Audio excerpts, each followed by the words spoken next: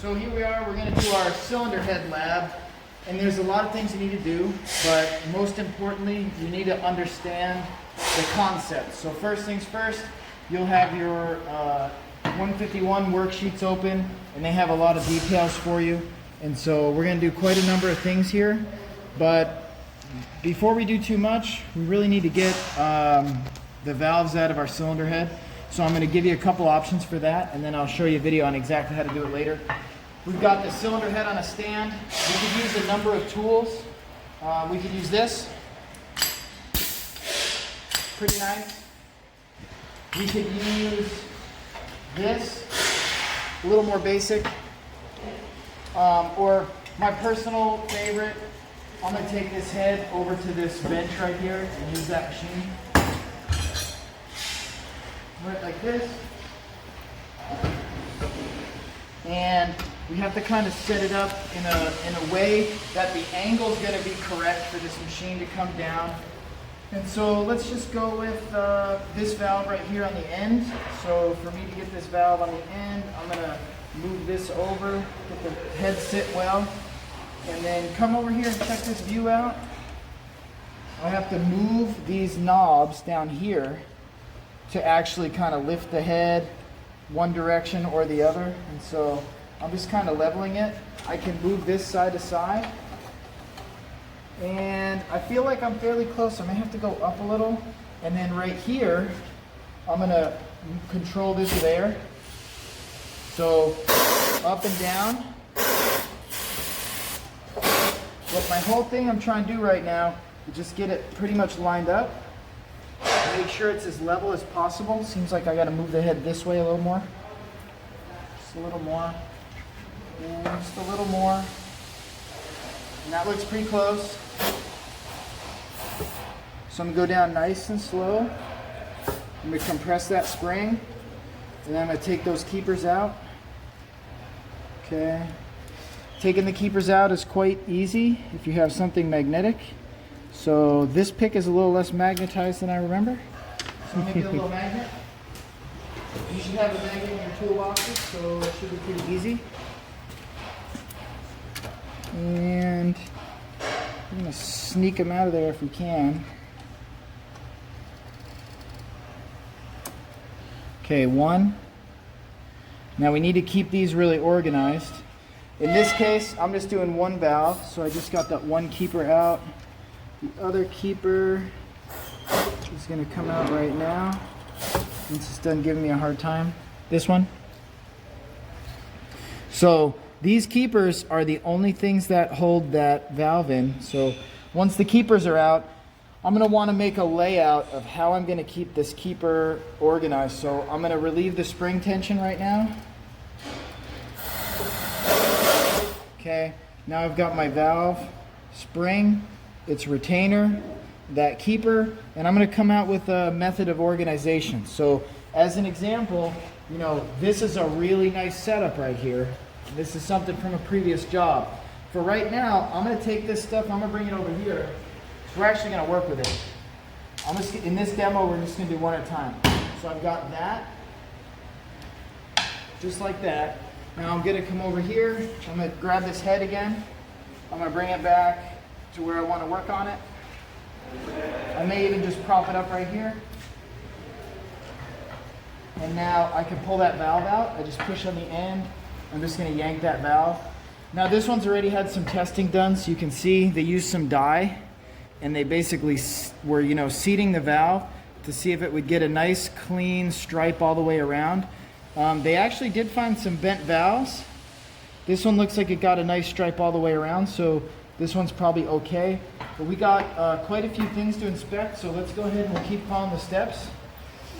We want to pull this little seal off. So that right there is the valve stem oil seal. To pull that little seal off, we could lay the head down in a place we want to work on it. We got to be really mindful of the bottom surface. So it may make sense to put it on the carpet top or even back on the stands. But for this demo, I just want to point out, here's your valve seal. If that seal is worn or hardened up, that's a source of oil consumption. There's more to it than that. We're going to need to pull that off because we're going to do some more inspections. So it's a lot of different ways. One of the ways would just be, you know, if we just carefully get a screwdriver in there just right. We're just gonna, normally you'd never reuse these, but because this is a practice lab, we can't buy you valve guide seals for every head you do. Yeah. I'm gonna pop that seal off. Note, the intake and exhaust valve seals are likely different, pretty much guaranteed. So, we've got that seal off there. Now let's come check our steps. You're really just gonna follow these step by steps. It talks about remove the valve spring seat if there is one, and so the seat is where it sits on the head. So rather than have a steel spring sitting on the aluminum head and tearing it up, we may have a seat. Let's see if we got one in there. And we do. Well, once again, we'll want to use that magnet. This one is a little stuck. There you go. This is an item that we want to inspect. So we're going to lay that all with that one valve. Now a machinist would blast all these valves out of here and measure everything, but we're really going for a concept learning, so we're good on that. The next thing we want to check out is measuring the spring. And so what we call this the free length of the valve spring. We would take that spring right here and we'd measure the free length. So we turn our caliper on, we'll zero it out, and we're just literally going to measure the spring height, you could say, but it's really the length, and it's free, so it's not doing anything. So I'm showing about a 52.40 millimeters. Compare that to spec, and is it good or bad? Now this is for the 3U RFE head. We're working on some 4-cylinder head, and so it might be a little bit different, but go ahead and say, is it good or bad, or should it be replaced? If it's too short, it needs to be replaced. That's kind of what we're looking at. That would mean the spring is kind of starting to wear, sag a little. The next one is a deviation check. So the deviation check is basically seeing if the spring is deviating off from square, if it's staying nice and square. So we take our valve spring, we could go over here to our square, a machinist square that we have set up, and we would basically place the valve spring in here, and then we would measure the gap at the upper spring coil, you know, and just for my reference, I've got a 0.457 millimeter, so under a 0.5 millimeter feeler gauge, if you could see that. I'm gonna get it just right. It's tough to see. There you go. Bingo. It won't take that, which means it's smaller. Rather than me go nuts, how about I look at my spec here? My spec is saying I can have up to 1 millimeter. I can't even fit a 0.457 millimeter, so I'm happy with it. I'm good. Does it exceed? No. If it exceeds the deviation, then it's defective. Next thing, we want to use a ruler or similar to measure our valve margin. So the margin's a hard thing to see. I'm hoping we can get it on this color background here. But basically what I'm trying to do, I'm trying to measure the margin right there, what I have measured. Maybe go ahead and zoom in real tight on that, because it's hard to see what I'm trying to do here. So you can see, matter of fact, that camera can see it better than my eyes. What I'm trying to measure right there is that margin thickness. And I'm showing about 1.43 millimeters as my eyes see it. So again, it shows in the picture here pretty well. That's the margin, how much margin is left. What this is telling us, do we have enough margin where this valve is not going to overheat? If we have enough of a margin, we could take this valve and we could actually grind the face. And we're going to talk about that, but for right now, just take a look at that blue machine over there. That blue machine right there is how we would grind this valve. So additionally, we're going to come down and we're going to measure the valve guide to valve stem oil clearance. So we got two things. Oh, we missed one. Using a vernier caliper, measure the valve's overall length. Valve overall length won't be very difficult here. So here's how we do that. I'm getting a 108.91 as I see it. And so again, this is a slightly different cylinder head than this one, but this is concept here. So we're going to go ahead and say, yeah, that's good. If it's less, replace the valve. Then this one where I started to jump the gun on, valve guide to valve stem oil clearance. I want to explain in a couple ways. One, let's take a look at our valve. Here's our valve. I'm going to slide our head over to where we can work on it really carefully.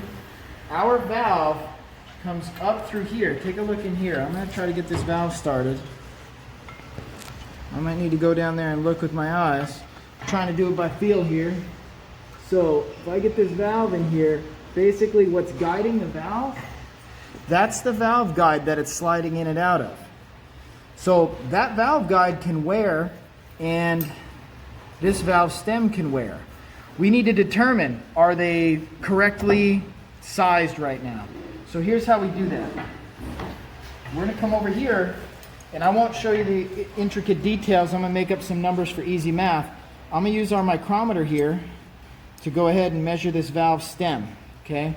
When I measure that valve stem, I'm going to write it down. So let's fib with some numbers here. I'll even use this computer screen. Okay? We're going to measure the valve stem in several places, and then look a little bit lower. We're going to measure the valve guide. So check this out. Let's just say what I've done was I've gotten a valve stem measurement of real easy numbers. That's bigger. Let's say about 3.95 millimeters. Okay, so let's say that's our valve stem clearance. I can even zoom in so we can see our numbers super well. So if that's our valve stem, cool. Then we need to basically find out the difference of our guide. So stem and our guide is a little more complicated to measure. So here we've got a small hole gauge. It's come out of a whole set like this, right? We're going to take this small hole gauge, and here's what we have to do. We have to go down in the guide, okay? When we go down in the guide, when I get down there, I'm going to basically turn this little end piece. As I turn that end piece, look, it's expanding. So what I'm going to do, I'm going to get it set in here, in the spots it calls for. I'm going to slowly but surely expand it until I get a nice little drag. Not too tight, just a nice little drag. I'm going to say like that right there. And I'd say, all right, that's the exact diameter of my valve guide. And I would measure this with the micrometer very carefully. And let's say that my number was 4.00 millimeter on the guide. That would tell me I have a clearance of 0.05 millimeters from the stem to guide. Now that's just made up numbers, but it's the concept we're looking for here. So again, what we would do, we would measure in several locations, top and bottom, because you figure we may have different wear at the top than at the bottom, which would mean it's tapered. And that we would also compare like in this direction and in this direction. So let's look at that guide and let me explain that. We're trying to measure this direction and this direction. So we would use the small hole gauge this way, measure it, and turn it 90, and this way, measure it, top and bottom. And that's going to tell us all about our valve guide. And the same on the valve stem, we're measuring top this way, middle and this way, bottom and this way. If we have a difference between top and bottom, that's tapered, but if we have a difference between these two, that's out of round. We have specs for all that. And then we're going to put in what our oil clearance is, and then the standard oil clearance for the intake valve is 0.025 to 0.060, so we were in that range, right? We were at 0.05. We could add a 0, so that would be good. The maximum being 0.08. If the oil clearance is greater than the maximum, replace the valve and the guide bushing. The valve guide bushing, this is something that's we can't replace as technicians. The engine builder maybe could, but on a lot of these cylinder heads, that valve guide is integral, meaning they place the valve guide in the casting and then they cast the aluminum around it. So a lot of times we can't actually replace those as a technician. So that's something that we could talk about more in detail, but ultimately the reason that we measured those two is to determine if we have excessive oil clearance, we can't just put valve guide seals in and expect it to fix it. But if our oil clearance is acceptable and we're still having oil consumption, we could replace this valve guide seal and that would replace our oil consumption, particularly probably a big cloud of smoke in the morning. So is it the seal or is it the valve guide to valve stem diameter? Tough to say. We would need to kind of do these measurements to know. And then we go down a little bit further and we're basically going to inspect the valve guide, the valve seat. And so that's why there was some red left over on that valve. We basically put some Prussian blue or similar type of contact material, right? We're going to coat it on there and then we're going to seat the valve up in the head and go pop. And then we're going to see, did it make a nice clean loop?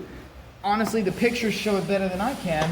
So we've pasted this Prussian blue on, we've tapped that valve into the valve seat, and then we're looking, did it get a nice solid line? If it's breaking up somewhere, that's probably because the valve is bent or the valve guide, or the valve seat is maybe out of round or has been damaged. And so that's something we'll do a separate one on. And if the valves are good and you're changing the valve or the head, we'll lap them in. That'll be a different video.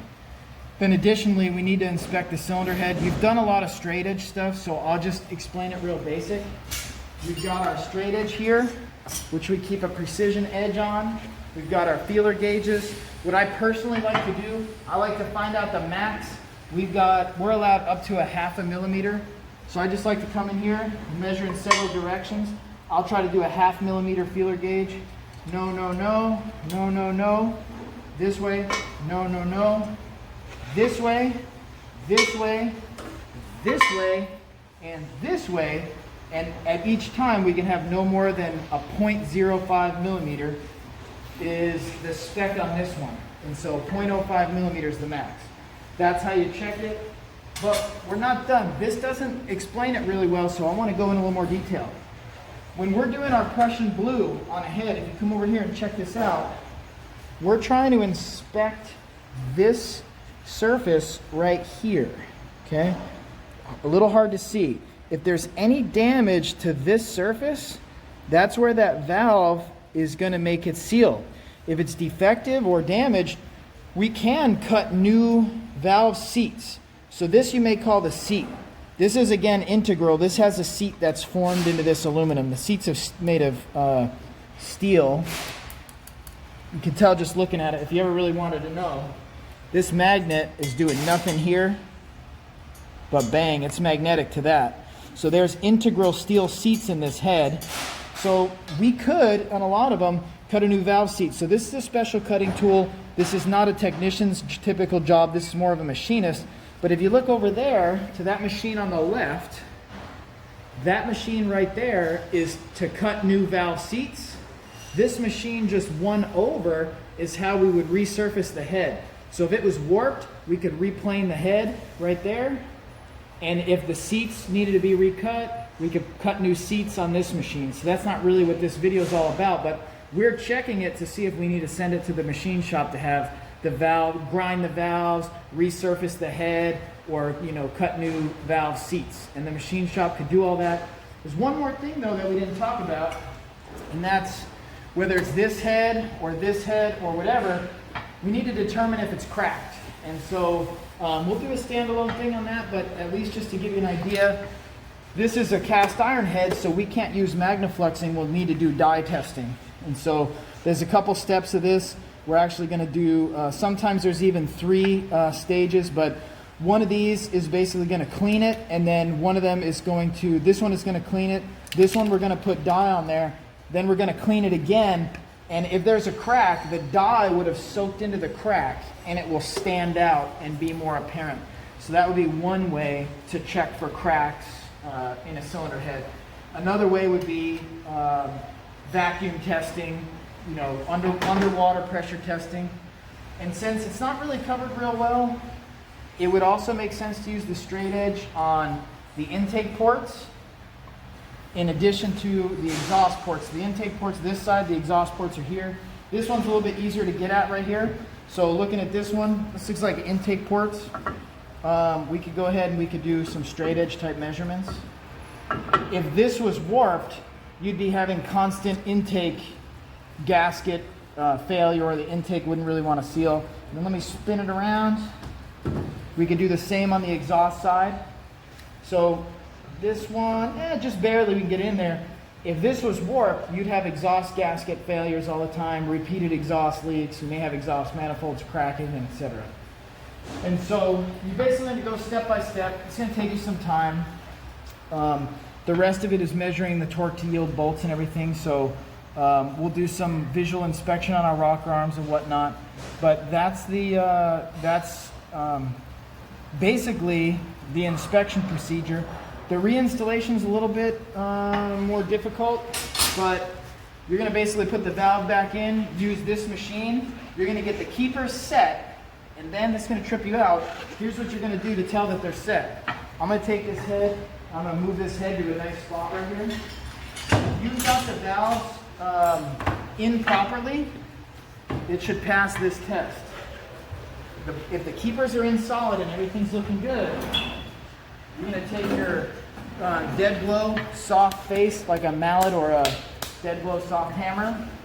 You're going to go, this is going to test this valve right here, just in case. And that's a pass, pass, pass, pass, pass, pass, and pass. If it wasn't on correctly, and this were to knock the valve down, there's a good chance the keeper would fly out, the valve spring and retainer would come off, and the valve would fall in. If that happens when the engine is running, that engine is going to be nuked. That's drop a valve. So when you assemble the valve, when you assemble the valves in the head, you need to get a habit of doing this. Even if you do it on the car, you could do it on the car by pressurizing the air and using a bridge tool to compress the spring, change the, let's say the valve guide seals. You need to get in the habit. That one's good, good, good, etc. And so that's the summary of the cylinder head lab. We'll do some more detailed and helpful videos soon.